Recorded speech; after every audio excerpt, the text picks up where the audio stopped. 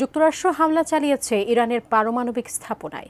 মার্কিন বোমা বর্ষণের পর এবার কঠোর হুঁশিয়ারি এসেছে ইরানের পক্ষ থেকে। তেহরান জানিয়েছে মধ্যপ্রাচ্যের সব মার্কিন ঘাঁটি বৈধ লক্ষ্যবস্তু। এই অঞ্চলে আর ঠাঁই হবে না কোনো মার্কিন ঘাঁটির। তাহলে কি শুরু হলো পরবর্তী বিশ্বযুদ্ধের প্রেক্ষাপট? বিস্তারিত জানাচ্ছেন ইশতিয়াক হোসেন।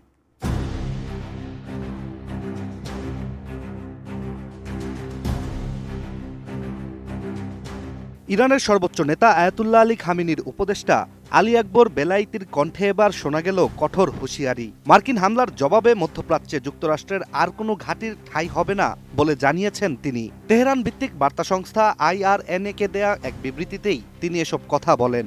এছাড়া যে দেশই ইসরায়েলি আগ্রাসনে সহায়তা করবে তারাই তেহরানের বৈধ টার্গেটে পরিণত হবে বলেও সতর্ক করেছেন তিনি।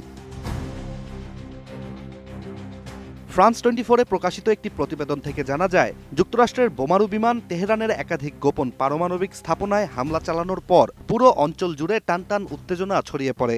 ফোর্দো, ইস্পাহান ও নাতানজের ইউরেনিয়াম সমৃদ্ধকরণ কেন্দ্রগুলোতে এই বিমান হামলার পর মার্কিন প্রেসিডেন্ট ডোনাল্ড ট্রাম্প ঘোষণা দেন তেহরানের হাত থেকে বোমা কেড়ে নেয়ার। যদিও সামরিক পর্যায়ে ক্ষয়ক্ষতির পূর্ণ হিসাব এখনও অজানা, তবুও পেন্টাগনের দাবি ইরানের পরমাণু কর্মসূচি কার্যত বিপর্যস্ত হয়ে গেছে।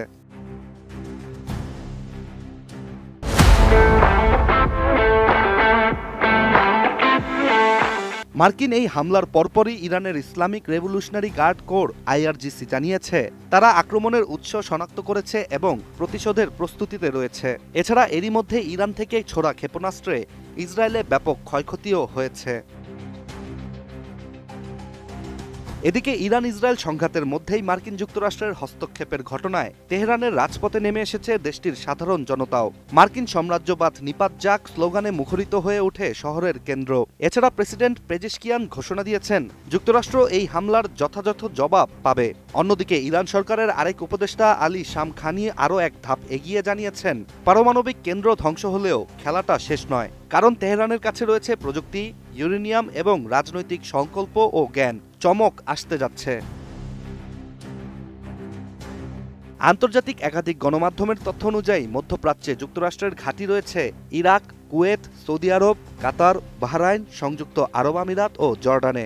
আর এই অঞ্চলেই 2020 সালে ইরান একটি মার্কিন ঘাঁটিতে ব্যালিস্টিক ক্ষেপণাস্ত্র হামলা চালিয়েছিল।